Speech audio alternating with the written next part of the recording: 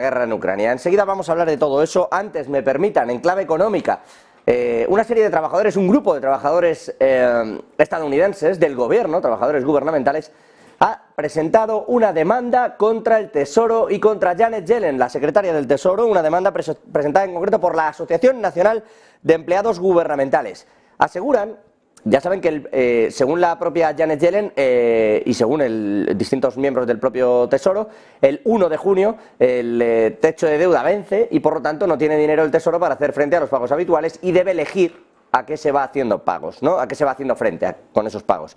Bueno, pues esta demanda presentada por, insisto, la Asociación Nacional de Empleados Gubernamentales, dice que Yellen no tiene la capacidad constitucional para elegir qué pagar.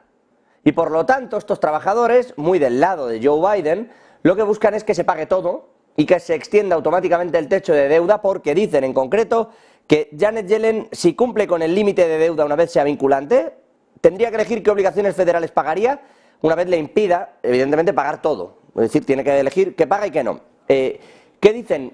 Que violaría esa elección la separación de poderes establecida en la Constitución estadounidense. El argumento es que Janet Yellen tiene que elegir si prioriza, por ejemplo, el pago de deuda, el pago de los vencimientos de los bonos del Tesoro americanos, que es algo que se suele hacer sobre todo para evitar que crezca mucho o que se produzca algún tipo de impago, que crezca mucho la TIR, o que se produzca algún tipo de impago que llevaría, bueno, podría incluso incurrir en default dependiendo del tipo de plazos.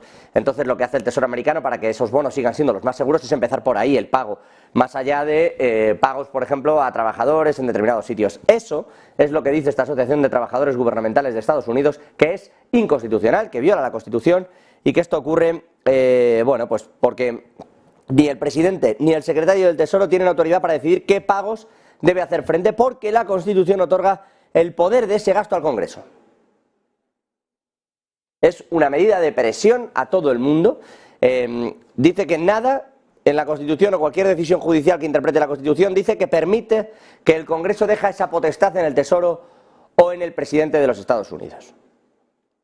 Hay muchos que lo que están diciendo es que la enmienda 14 permite precisamente al Tesoro, dentro del Congreso, extender sin su permiso la deuda, porque es más importante eso que el propio permiso. Pero hay una crisis importante y sobre todo hay ya una demanda presentada, está judicializado el caso, y eso que aún falta casi un mes para ese primer impago. De momento lo que sí está ocurriendo es que poco a poco las piezas no se están poniendo, desde luego, del lado de Joe Biden, a pesar de que se le abra esa ventana, como digo, porque con esta denuncia lo que podría de pronto dictaminar el juez es que efectivamente, al no poder elegir, Janet Yellen lo pague todo a pesar del Congreso.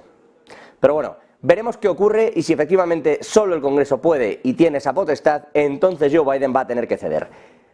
En eso está Estados Unidos, pero volviendo al panorama en el viejo continente, volviendo al panorama